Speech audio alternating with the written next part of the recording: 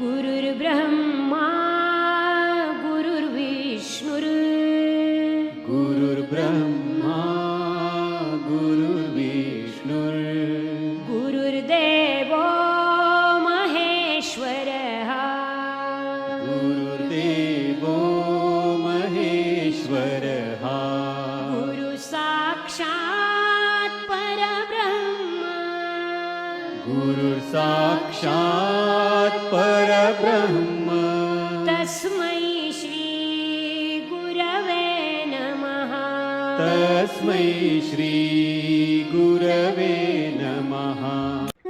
यदा यदा हि धर्मस्य ग्लानिर्भवति भारत अभ्युत्थानं धर्मस्य तदात्मानं सृजाम्यहं परित्राणाय साधूनां विनाशाय च दुष्कृतां धर्म संस्थापनार्थाय संभवामि युगे युगे। प्रेम से बोलो श्री कृष्ण भगवान की जय। मित्रों, भक्तों, मैं आचार्य श्री राजेंद्र कुमार सूर्यवंशी, भगवान श्री कृष्ण की चरणों की धूल उनका शिष्य। मित्रों, श्रीमद् भागवत गीता यथारूप अध्याय 15 पुरुषोत्तम योग चल रहा है। यहाँ मित्रों 18 अध्याय संपूर्ण का प्रसाद आप तक पहुंचा रहे हैं, तो प्रेम से बोलो श्री कृष्ण भगवान की जय। मित्रों, शुरू करते हैं आज का धारावाहिक। मित्रों, पिछले धारावाहिक में हमने आपको अमृत पान कराया था, तो किंतु आध्यात्मिक जगत में वे मुक्त जीव सदा एक अवस्था में रहते हैं। मित्रों, यहाँ तक हमने आपको पिछले अध्याय में बतलाया था। मित्रों, अगला अध्याय हम प्रारंभ करने जा रहे हैं। श्रीमद् भागवत गीता यथारूप अध्याय 15 बहुत महत्वपूर्ण योग है। मित्रों, अध्याय 15 पुरुषोत्तम योग, यानी कि भगवान श्री कृष्ण के कौन कौन से योग साधक, कैसे वो अपने और आपके बीच रहते हैं, क्या क्या करते हैं, उसकी व्याख्या यहाँ संपूर्ण रूप से हो रही है। तो मित्रों, प्रेम से बोलो श्री कृष्ण भगवान की जय। तो प्रारंभ करते हैं। उत्तम पुरुष सत्वन्यः परमात्मेत्युदाहत्यः यो लोकत्रयः माविश्यः विवित्रश्रियः व्ययय ईश्वरः। मित्रों, बहुत सुंदर श्लोक कि इसमें श्लोक को मैं एक बार फिर आपके सामने प्रस्तुत कर रहा हूं। उत्तम पुरुष सत्वयन्यः परमात्मेह तग यु अदाहत्यः यो अलोकत्रः यामाविश्यः अभि अभद्र से व्ययया ईश्वरवरम। उत्तम यानी कि श्रेष्ठ पुरुष व्यक्ति, अपुरुष व्यक्ति पुरुष तू, लेकिन अन्य अन्य, परम अपरम, आत्मा आत्मा इति इस प्रकार उदाहरण कहा जाता है। या जो लोक ब्रह्मांड का त्रयम 3 अविभाग अवश्य है प्रवेश करके विभूति पालन करना है। अवय्य अविनाशी ईश्वर यानी कि भगवान। अनुवाद, इन दोनों के अतिरिक्त एक परम पुरुष परमात्मा है जो साक्षात अविनाशी भगवान है और जो तीनों लोकों में अब प्रवेश करके उनका पालन कर रहा है। मित्रों, बहुत सुंदर इसका अनुवाद है कि इन दोनों के अतिरिक्त, यानी कि इन दोनों के अतिरिक्त एक परम पुरुष परमात्मा है। यानी कि यहाँ पर उत्तम श्रेष्ठ और पुरुष की बात हो रही है। तो मित्रों, इन दोनों के अतिरिक्त एक परम पुरुष परमात्मा है जो साक्षात अविनाशी भगवान है और जो तीनों लोकों में प्रवेश करके उनका पालन कर रहा है। तात्पर्य, इस श्लोक का भाव कठोपनिषद में कहा गया है 2:2-13 में तथा श्वेताश्वस्त्र उपनिषद में 6 और 13 में अत्यंत सुंदर ढंग से व्यक्त हुआ है। वहां यह कहा गया है कि असंख्य जीवों के नियंता जिनमें से कुछ वृद्ध है और कुछ मुक्त है, एक परम पुरुष है जो परमात्मा है। उपनिषद का श्लोक इस प्रकार है, नित्यो नित्यानाः चेतन सच्चेतनानम।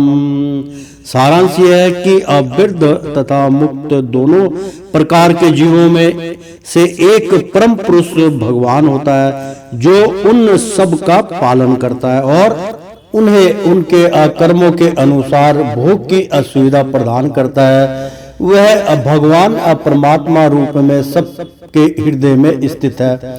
जो बुद्धिमान व्यक्ति उन्हें समझ सकता है वही पूर्ण शांति लाभ कर सकता है, अन्य कोई नहीं। यस्मात्क्षरः मातितोः श्याम अक्षनरादापि अच्योतमः अतोऽस्म्यः लोके अवेद्यः च प्रतित प्रोषितम्। यस्मात् चूंकि क्षरम यानी के चयुत अतीत दिव्य एम मैं हूँ, अक्षरात अक्षर से परे अपि अभी चा तथा उत्तम सर्वश्रेष्ठ अते एतयो असीम मैं हूँ। लोके असंसार में वैदिक साहित्य में चा तथा प्रथित विख्यात पुरुष उत्तम परम पुरुष के रूप में अनुवाद। चूंकि मैं चर तथा अक्षर दोनों के अपरे हूँ और चूंकि मैं सर्वश्रेष्ठ हूँ, अतएव मैं इस जगत में तथा वेदों के और वेदों में परम पुरुष के रूप में विख्यात हूँ। तात्पर्य भगवान कृष्ण से बढ़कर कोई नहीं है, ना तो वृद्ध जीव ना मुक्त जीव, अतएव वे पुरुषोत्तम है। अब यह स्पष्ट हो चुका है कि जीव तथा भगवान व्यष्ट है और अंतर इतना है कि जीव चाहे वृद्ध अवस्था में रहे या मुक्त अवस्था में, वह संख्या में भगवान की अकल्पनीय है शक्तियों से अब बढ़कर नहीं हो सकता। यह सोचना गलत है कि भगवान तथा जीव समान स्तर पर है। यह सब प्रकार से एक असमान है। इनके व्यक्तित्वों में सदैव श्रेष्ठता तथा निर्मलता बनी रहती है। उत्तम शब्द अत्यंत सार्थक है, भगवान से बढ़कर कोई नहीं है। लोके शब्द पुरुष आगम, लोके शब्द पुरुष आगम स्मृति शास्त्र में एक लिया आया है, जैसा कि निर्व्यक्ति कोर्स में पुष्टि की गई है। लोक्यते वेदार्थो जन्यना, वेदों का प्रयोजन स्मृति शास्त्रों में विवेचित है। भगवान के अंतर्यामी परमात्मा स्वरूप का भी वेदों में वर्णन हुआ है। निम्नलिखित श्लोक वेदों में छन्नद भया उपनिषद में 8:12-3 में आया है। ताव देश मित्रों ताव अदेव ताव देश शंप्रः साधो शस्मः क्षत्रिया अरिरातमसः मुत्तथाय अप्रंगः ज्योतिरूपं संप्रदा सवेनः रूपेण अभिनश्य दधते स उत्तम अपुरुषम। शरीर से निकलकर परम आत्मा का प्रवेश निराकार ब्रह्म ज्योति में होता है, तब वे अपने इस आध्यात्मिक स्वरूप में बने रहते हैं।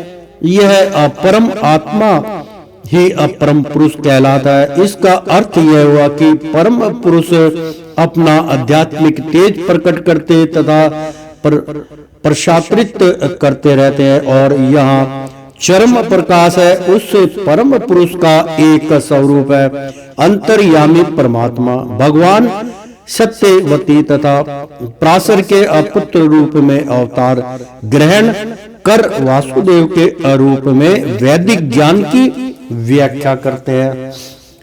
यूस माविवम समुंडो जनाति पुरुषोत्तम सह सर्वविद्रजति मां सर्वभावेन भारता। या जो अमाम मुझको एवं इस प्रकार असमूढ़ संशय रहित जानता है पुरुष उत्तमम भगवान सा वह सर्ववित्त सब कुछ जानने वाला भजाति भक्ति करता है मॉम मुझको स्वर भावेन सभी प्रकार से भारत हे भारत पुत्र अनुवाद। जो कोई भी मुझे संशय रहित होकर पुरुषोत्तम भगवान के रूप में जानता है वह सब कुछ जानने वाला है। अतएव हे भरत पुत्र वह व्यक्ति मेरी पूर्ण भक्ति में रत होता है। तात्पर्य जीव तथा भगवान की स्वाभाविक स्थिति के विषय में अनेक दर्शनानिक उहा अपोह करते हैं।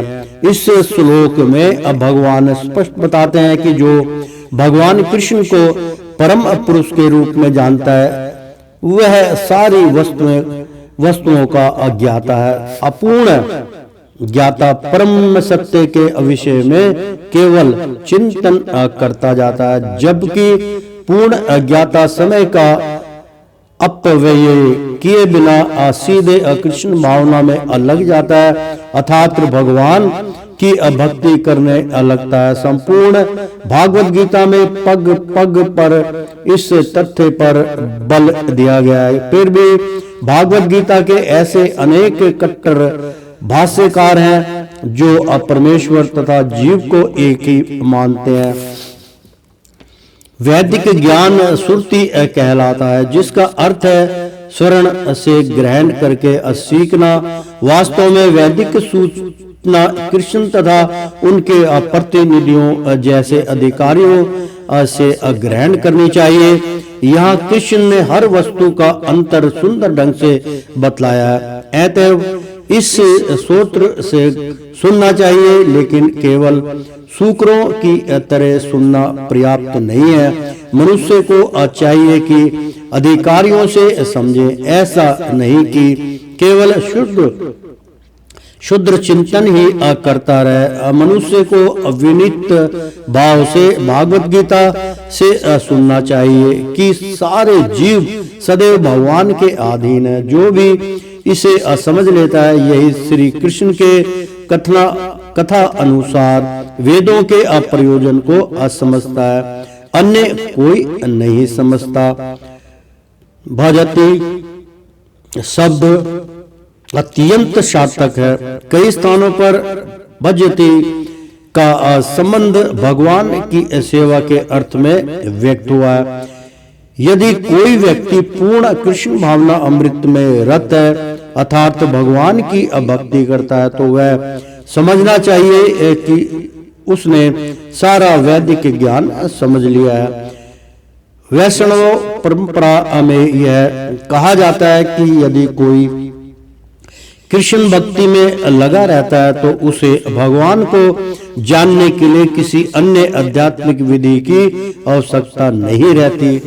भगवान की भक्ति करने के कारण वह पहले से लक्ष्य तक पहुंचा रहता है। वह ज्ञान की समस्त प्रारंभिक विद्यों को पार कर चुका होता है। लेकिन यदि कोई लाखों जन्मों तक चिंतन करने पर भी इस लक्ष्य पर नहीं पहुंच पाता कि श्री कृष्ण ही भगवान है और उनकी ही शरण ग्रहण करनी चाहिए, तो उसका अनेक जन्मों का चिंतन व्यर्थ जाता है। प्रेम से बोलो श्री कृष्ण भगवान की जय। इति गुहातम शास्त्र अमिद्दः मुक्तः मया नघा एतदबुद्धवः बुद्धि अमंस्यः तत्कृत कृत्य शर्वा भारतः इति। इस प्रकार गुहातम सर्वाधिक गुप्त शास्त्रम अशास्त्र इदम यह उक्तम प्रकट किया गया माया मेरे द्वारा अनग हे अपरा मेरे द्वारा अनग हे अपाप रहित एतत् यह बुद्धवः समझकर बुद्धिमान स्याहता हो जाता है कृत्य अपने प्रयत्नों में परम पूर्ण चा तथा भारते हे भारत पुत्र। अनुवाद हे अनग यह वैदिक शास्त्रों का सर्वाधिक गुप्त अंश है जिसे मैंने अब प्रकट किया है। जो कोई इसे समझता है वह बुद्धिमान हो जाएगा और उसके प्रयास पूर्ण होंगे। बहुत सुंदर श्लोक मित्रों। तात्पर्य यहाँ पर बहुत सुंदर है कि भगवान ने कहा स्पष्ट किया है, यानी कि भगवान ने यहाँ पर स्पष्ट किया है यही सारे शास्त्रों का सार है। यानी कि जितने भी शास्त्र है मित्रों, मैं बार बार इसका उल्लेख करता आया हूँ, अपने शिष्यों को कहता आया हूँ कि बहुत सुंदर तात्पर्य यहाँ बतलाया गया है कि भगवान ने यहाँ स्पष्ट किया है कि यही सारे शास्त्रों का सार है। इसमें कोई दो राय नहीं, इसके अलावा कोई शास्त्र उत्पन्न हो ही नहीं सकता मित्रों। मदर बुक्स है, ये मदर ग्रंथ है, इसी से सारे ग्रंथ उत्पन्न होते हैं, पैदा होते हैं। यही सारे ज्ञानों का स्रोत है। सारे ज्ञानों में ज्ञान सर्वश्रेष्ठ ज्ञान यही है शास्त्रों का सार भागवत गीता मित्रों। और भगवान ने इसे जिस रूप में कहा है उसे उसी रूप में समझा जाना चाहिए। इस तरह मनुष्य बुद्धिमान तथा दिव्य ज्ञान में पूर्ण हो जाएगा। दूसरे शब्दों में भगवान के इस दर्शन को समझने और तथा उनकी दिव्य सेवा में प्रवृत्त होने से प्रत्येक व्यक्ति प्रकृति के गुणों के असमस्त कलमश से मुक्त हो सकता है। भक्ति आध्यात्मिक ज्ञान की एक विधि है। जहाँ भी अभक्ति होती है वहाँ भौतिक कलमश नहीं रह सकता। भागवत भक्ति तथा स्वयं भगवान एक है, क्योंकि दोनों आध्यात्मिक है। भक्ति अब परमेश्वर की अतरंगा शक्ति के भीतर होती है। भगवान सूर्य के समान है और अज्ञान अंधकार है। जहाँ सूर्य विद्यमान है वहाँ अंधकार का प्रश्न ही नहीं उठता। अतएव जब भी प्रामाणिक गुरु के मार्गदर्शन के अंतर्गत भक्ति की जाती है तो अज्ञान का प्रश्न ही नहीं उठता। प्रत्येक व्यक्ति को चाहिए कि इस कृष्ण भावनामृत को ग्रहण करे और बुद्धिमान तथा शुद्ध बनने के लिए भक्ति करे। जब तक कोई कृष्ण को इस प्रकार नहीं समझता और भक्ति में प्रवृत्त नहीं होता तब तक सामान्य मनुष्य की दृष्टि में कोई कितना बुद्धिमान क्यों ना हो वह पूर्णतः बुद्धिमान नहीं है। जिस अनज्ञ शब्द के अर्जुन को संबोधित किया गया है वह सार्थक है।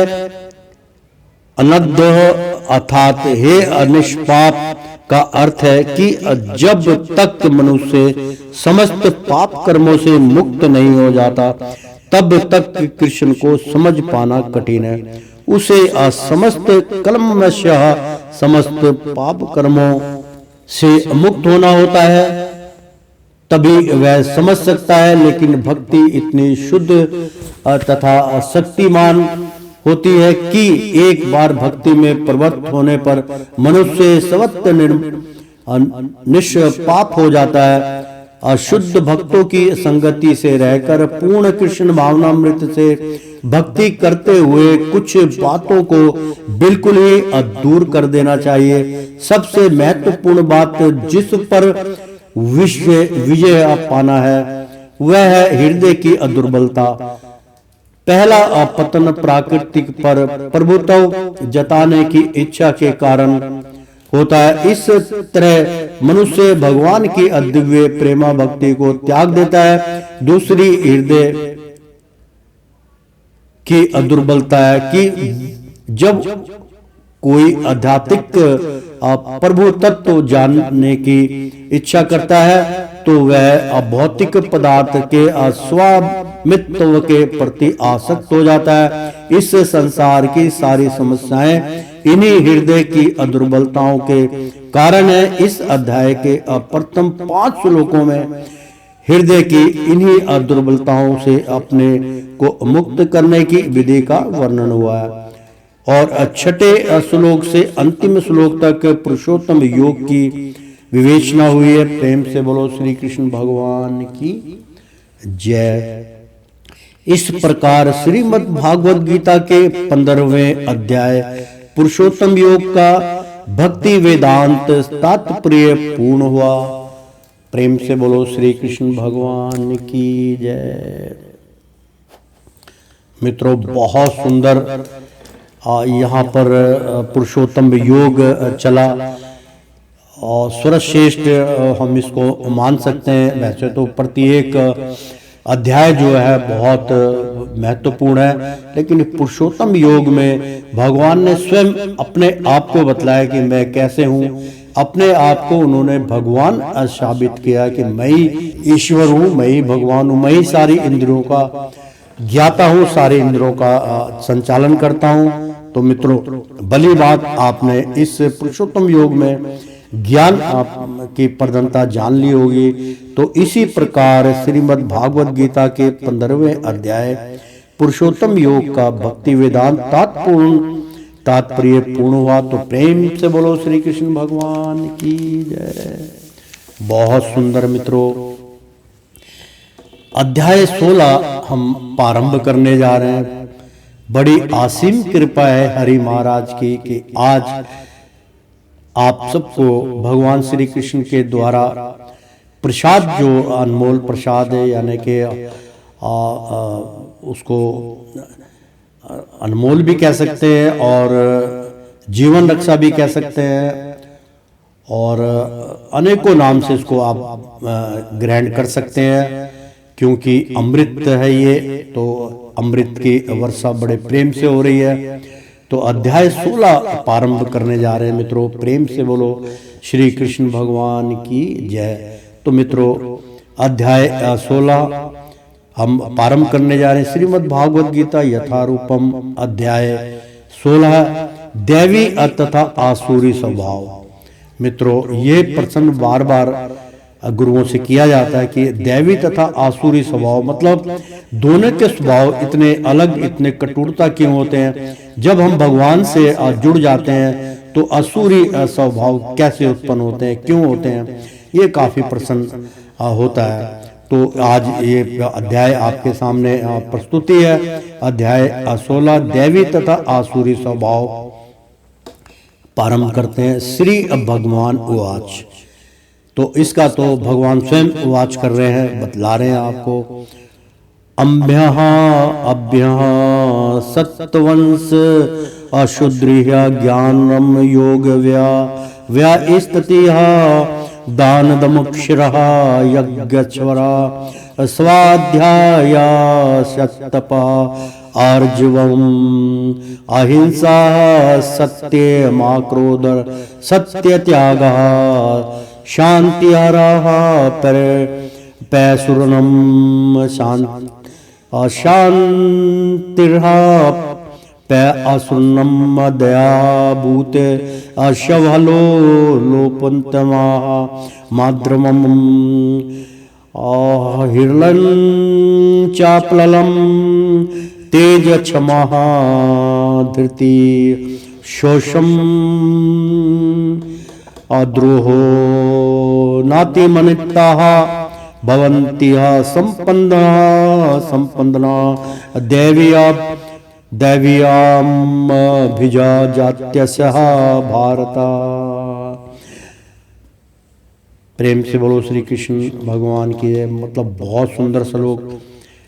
अर्थात मित्रों, श्री भगवान वाज, भगवान ने कहा अभ्यम या के निर्भयता सत्वः अशुद्ध ही अपने अस्तित्व की अशुद्धि, ज्ञान में अयोग संयुक्त होने का, विवाह स्थिति स्थिति, दानम अदान, दम मन का निग्रह, चा तथा यज्ञ की असंप्रत्याना यानी कि संपन्नता, चा तथा स्वाध्याय वैदिक ग्रंथों का अध्ययन, तपो तपस्या, आर्जवम सरलता, अहिंसा सत्यम सत्यता, आक्रोध क्रोध से मुक्ति, त्याग शांति मन शांति, अपेशुनम छिद्रान्वेषणम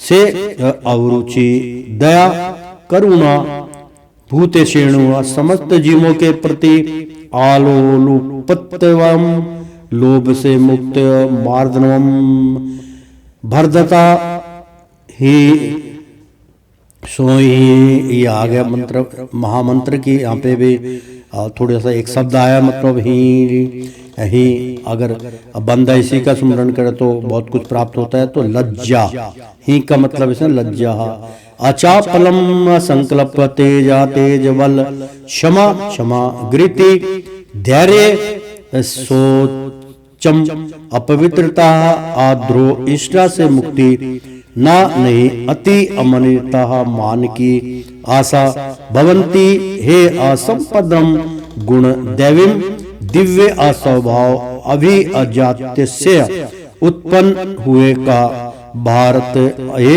अभारत पुत्र।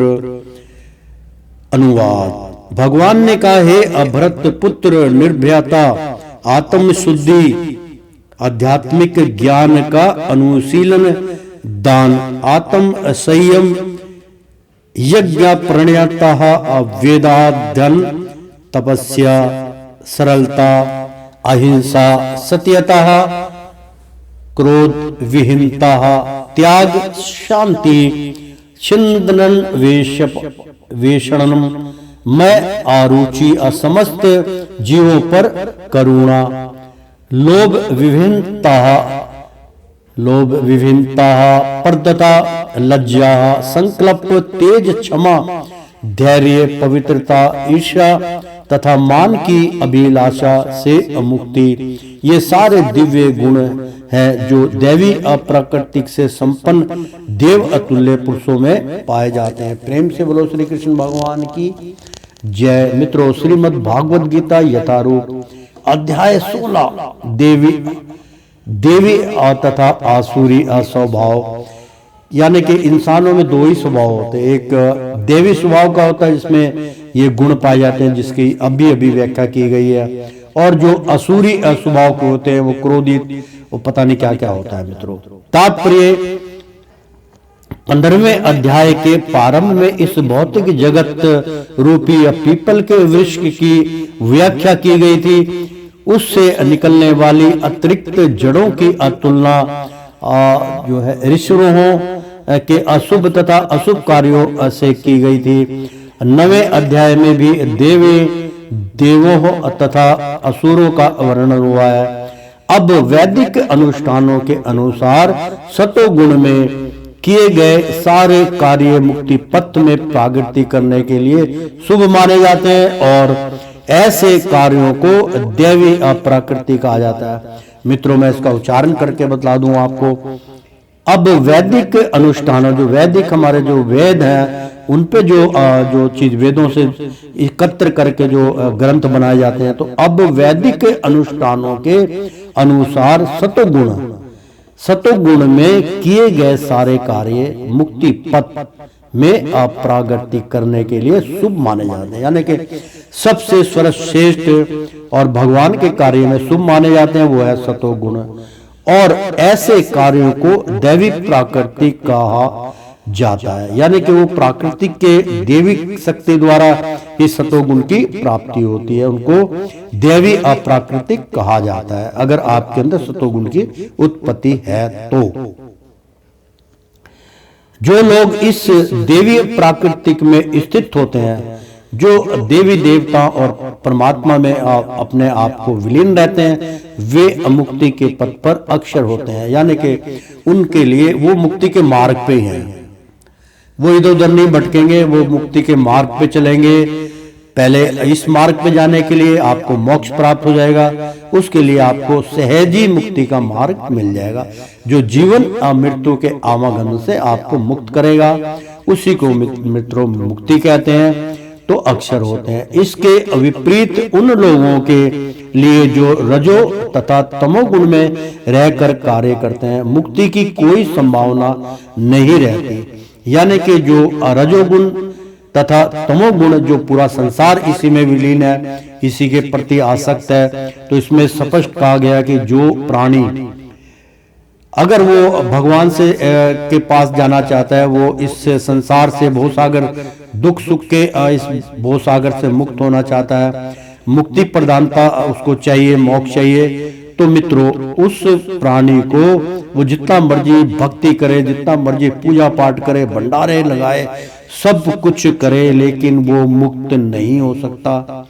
मित्रों क्यों? क्योंकि इसके विपरीत उन लोगों के लिए जो रजो तथा तमोगुण, यानी कि जो रजोगुण में रहते हैं और तमोगुण में रहकर कार्य करते हैं, मुक्ति की कोई संभावना नहीं रहती। यानी कि रजोगुण में भी वो मस्त हैं, तमोगुण में भी मस्त हैं, पैसा कमा रहे हैं, दान पुण्य भी कर रहे हैं कि आज मैंने 2 नंबर में इतना पैसा कमाया, आज 1 नंबर में इतना किया, आज मैंने भगवान के लिए किया।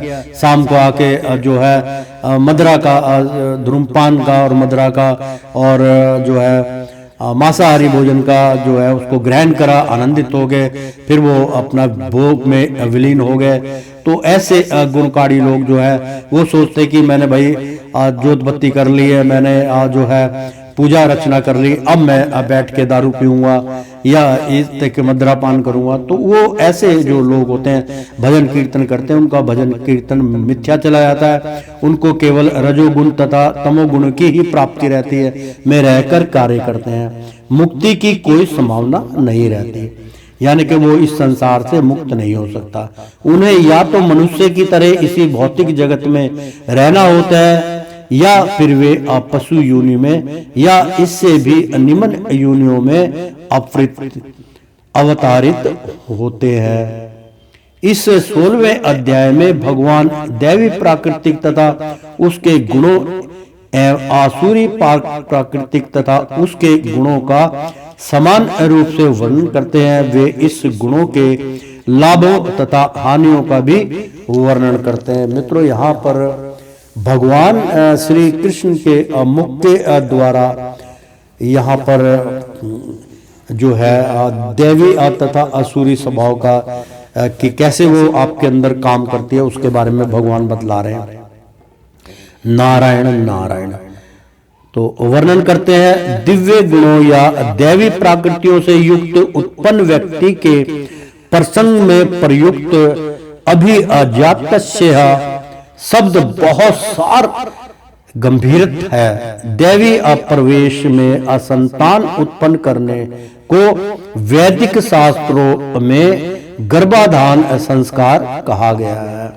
यानी कि ये भी एक जो है ये नहीं कि आपने जन्म लिया, उसके बाद ग्रस्त भोग नहीं करा और आपने संतान उत्पन्न नहीं करी, ये एक धर्म के थोड़ा सा विरुद्ध है। क्योंकि मित्रों इसमें स्पष्ट कहा गया कि दैवी परिवेश यानी कि दैवी शक्तियां आपके अंदर प्रवेश करती हैं। दैवी प्रवेश में संतान उत्पन्न करने को, यानी कि दैवी प्रवेश, जब तक आप संतान उत्पन्न करते, दैवी स्वरूप स्त्री को माना गया है। मित्रों, स्त्री का यहाँ पे आप वो है उच्चारण में करके बतला रहा हूं कि दैवी प्रवेश यानी कि स्त्री के प्रवेश में संतान उत्पन्न करने को वैदिक शास्त्रों में गर्भाधान संस्कार कहा गया है कि जो देवी स्वरूप होती है उनके अंदर गर्भ धान आप करते हैं, तो वो एक संस्कार कहा गया है कि आपका कर्तव्य है, वो जरूरी है। यदि माता पिता चाहते हैं कि दिव्य गुणों से युक्त संतान उत्पन्न हो, यानी कि आपके माता पिता जो है वो कामना करते हैं कि मेरा पुत्र या पुत्री ऐसे संस्कारों में उत्पन्न हो जिसकी व्याख्या भगवान श्री कृष्ण बतला रहे हैं। यदि माता पिता चाहते हैं कि दिव्य गुणों यानी कि दिव्य गुणों का अर्थ होता है मित्रों दिव्य जो है जिसको दिव्य ज्ञान कह सकते हो आप, इसमें चर्चा हुई थी। मतलब जो भगवान के संस्कारों पे और भक्ति भावना के संस्कारों पे चले उसको दिव्य गुणों को से युक्त संतान उत्पन्न हो, यानी कि ऐसी संतान उत्पन्न होनी चाहिए। तो उन्हें सामाजिक जीवन में मनुष्य के लिए बताए गए 10 नियमों का पालन करना चाहिए। मित्रों ये उन महिलाओं के लिए, उन मेरी माता बहनें देवियों के लिए ये जो है भगवान श्री कृष्ण बतला रहे हैं कि वो देवी स्वरूप होती है, उनका दुर्व्यवहार नहीं होना चाहिए जो आज के युग में हो रहा है।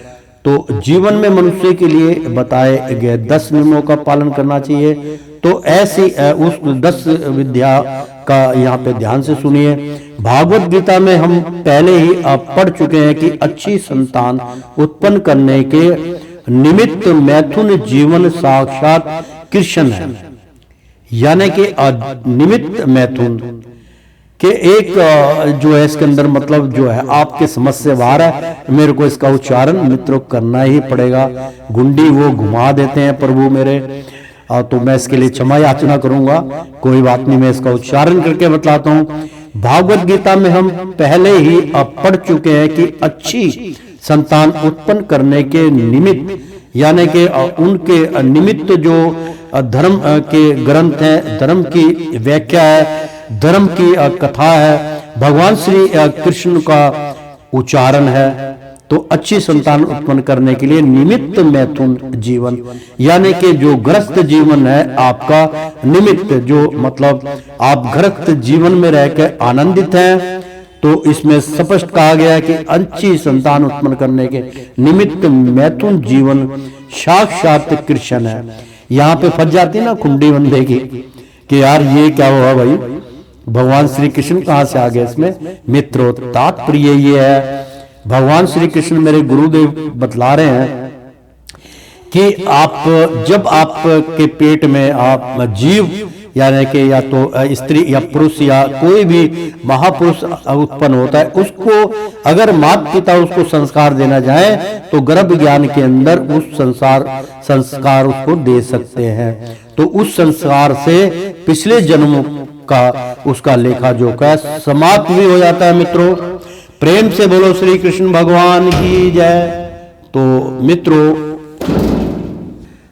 साक्षात कृष्ण है, मैथुन जीवित गणित नहीं है, यानी कि इसमें लिखा है कि अच्छी संतान उत्पन्न करने के निमित्त मैथुन जीवन साक्षात, यानी कि जो आप गृहस्थ का जीवन व्यतीत करते हैं वो साक्षात, अगर आप भगवान श्री कृष्ण से जुड़े हैं, भगवान की भक्ति करते हैं, अच्छे अच्छे आपने भगवान के कैलेंडर लगा रखे हैं सामने, भगवान का भजन कीर्तन करते हैं और भजन कीर्तन भागवत जो भी आप पढ़ते हैं तो साक्षात कृष्ण है, यानी कि आपको वैसा संस्कार होगा, वैसी संतान भगवान श्री कृष्ण के जैसी यानी कि इच्छाओं वाली और उनके अचल कदमों पे चलने वाली संतान आपको उत्पन्न होगी। मैथुन जीवन गणित नहीं है, यानी कि मैथुन जीवन बहुत कठिन भी नहीं है। मतलब यदि इसे कृष्ण भावना अमृत में प्रयोग किया जाए, जो लोग कृष्ण भावना अमृत में हैं कम से कम उन्हें तो कुत्ते बिल्लियों की तरह संतानें उत्पन्न नहीं करना चाहिए, यानी कि उनका जो संतानों की यहाँ पे बात कही कि कम से कम उन्हें तो कुत्ते बिल्लियों की तरह संतानें उत्पन्न नहीं करनी चाहिए। यानी कि जो लोग गर्भ अवस्था में भी मतलब जो है मांस का प्रयोग कर रहे हैं, मदरा कर रहे हैं, आपस में लड़ रहे हैं, गाली गलौज कर रहे हैं, गंदी बातें सीख रहे हैं, गंदी वीडियो देख रहे हैं, गंदी सीरियल देख रहे हैं, गंदे उससे जुड़े हुए हैं, तो उसके लिए उन्होंने स्पष्ट कहा है कि उसका जो प्रभाव है वो पेट में पल रहे बच्चे को ऊपर पड़ता है, तो उन्हें ऐसी संतानें उत्पन्न करनी नहीं चाहिए। तो मतलब कुत्ते बिल्ली की तरह उनका प्रभाव होता है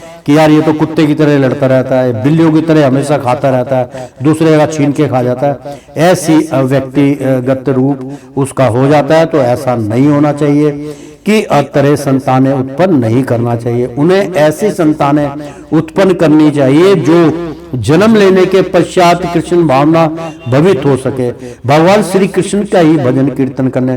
जैसे कि मित्रों हमारे अभी एक दो माध्यम में अब हमारी एक मित्रों मेरा जिक्र कर रहा हूं कि हमारी एक पोती है, बहुत सुंदर है, वो अभी 1 साल की थी, उस पर फिल्म बनाई गई।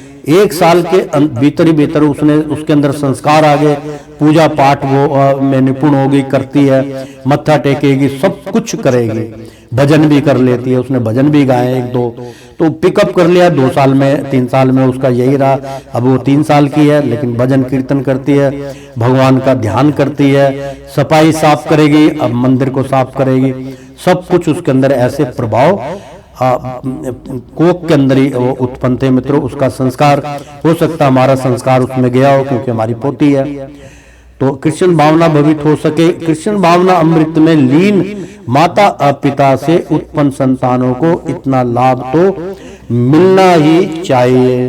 तो मित्रों श्रीमन नारायण नारायण हरि हरि, तेरी लीला सबसे न्यारी न्यारी, बोलो हरि हरि। श्रीमन नारायण नारायण हरि हरि।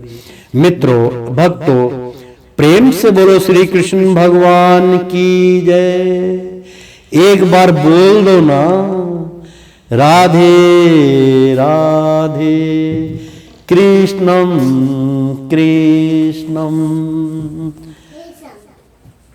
राधे राधे गोविंद बोलो, हरि गोपाल बोलो, राधा रमण हरि गोविंद बोलो, गोविंद बोलो, जल्दी बोलो, गोविंद बोलो, हरि गोपाल बोलो, गोविंद बोलो, हरि गोपाल बोलो, राधा मेरो हरि गोविंद बोलो, राधा मेरो हरि गोविंद बोलो। मित्रों भक्तों ये थी मेरी पोती की आवाज। देखा भजन भी गाया उन्होंने, इसी से ज्ञान प्राप्त होता है। मित्रों प्रेम से बोलो श्री कृष्ण भगवान की जय। एक बार बोल दो ना, राधे राधे कृष्णम कृष्णम।